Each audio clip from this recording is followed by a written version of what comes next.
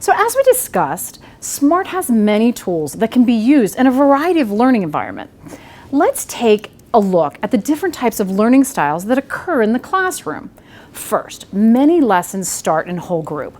We call this the minds on portion.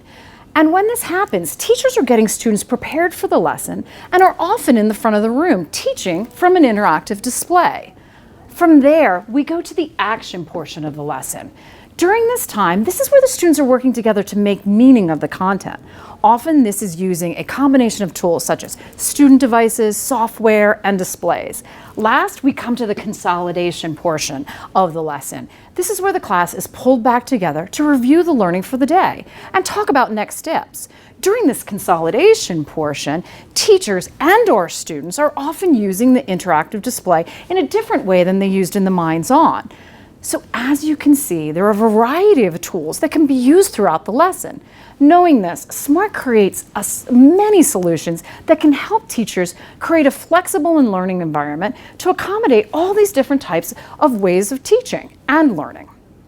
So let's talk about the value of using an interactive display during that whole group instruction. I have a few research studies that I'd like to talk to you about. The first study comes from Stanford in 2014. In this study, the researchers were trying to determine what mode of instruction helps students remember the most. They gave a 7-page presentation. The script was constant, but the delivery method varied each time. So the first time, the teacher was writing on the board with an interactive whiteboard. The second time, the teacher used a prepared PowerPoint. And in this prepared PowerPoint, she presented all of the content from that. And the third time, the same content was presented. They used metaphorical imagery or Zen-like. So what do you think led students to remembering the most? Actually, watching people write out the content helped the students remember the most. And this was immediately after and after a period of time. Those students that were with the teacher, that the content was written out, they were the ones that remembered the most. This was followed by the PowerPoint and then followed by that Zen presentation. We're now going to talk about why that might have happened. However, let's take a look at another study. Now, this study was from the University of Georgia and the University of California in August of 2015. While the previous study just focused on memory, in this study, the researchers were looking at which delivery method led to deeper learning, which is essentially students being able to apply their learning to a new context or situation. This definitely includes a higher order of thinking, and this is what we're all trying to achieve, right? So in this study, students were learning the Doppler effect. Similar to the study before, the content was the same, but the delivery method varied. So the first teacher, this teacher was taking a group of students and the instructor was static and they were referencing digital material. Now in the second group of students, this teacher was drawing images remotely using remote inking, something like screen sharing. In the third group of students, the teacher stood and she gestured at static content. The fourth group, they actually had a teacher that was physically writing. They were writing out the content and they were drawing all of that information. So what do you think had the biggest impact on the ability to apply that learning to this new situation? How would you rank your guesses? Well, given the fact that we talked about earlier, it would make sense that yes, it was the writing that actually had the biggest impact.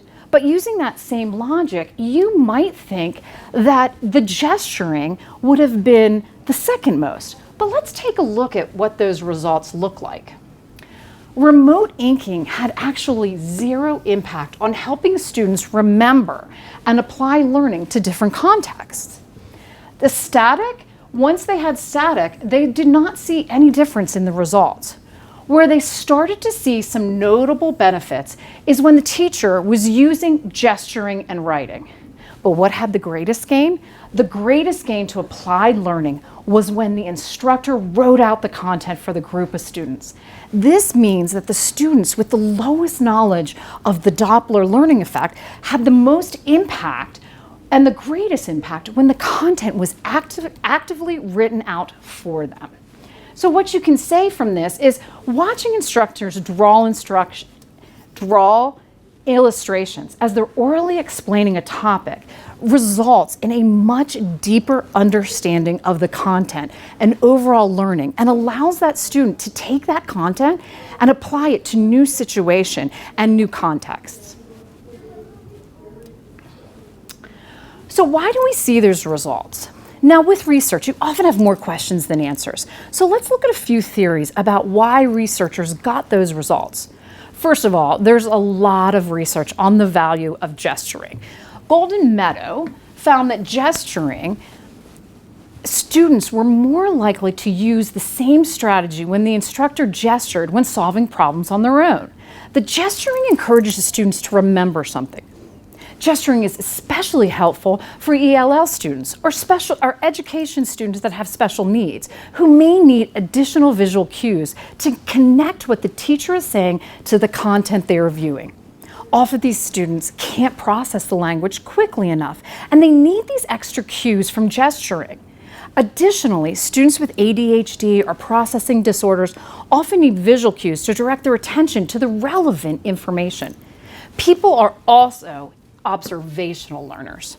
Think about that. Anyone who has been around a child or a student, they know this. Think about how much our kids model our own behavior, for better or for worse. So students, adults, kids, we've all evolved to observe and imitate behavior of others. We're all social learners as well, and that impacts our learning as well. When we see social cues from the body, face, and/or hands, we establish a sense of partnership with the instructor and become more invested and put forth more effort. Amy Cuddy has spent years researching the importance of posture on success. If you hadn't had a chance to listen to her TED Talk, I highly recommend it. Last, how many of you heard of mirror neurons? Okay, so you know that mirror neurons are essentially what we do when we observe someone performing an action. The same areas in our brain are activated as if we're doing that same action. So watching a teacher write out a diagram of information stimulates our brains as if we're doing the same writing or diagramming. Now, I know during our conversation you expressed that your current interactive displays aren't being used well. I'm sharing this research with you to help you see how these displays can impact learning. I know that it doesn't just allow you to put an interactive display in front of the classroom to change it. You have to consider the pedagogical readiness of the teacher, the other tools in the classroom. You have to consider the software you're using and the professional development and support you provide your educations. So having showed you this today, what do you think? Do you see environments where we could work with your instructional team to include these tools?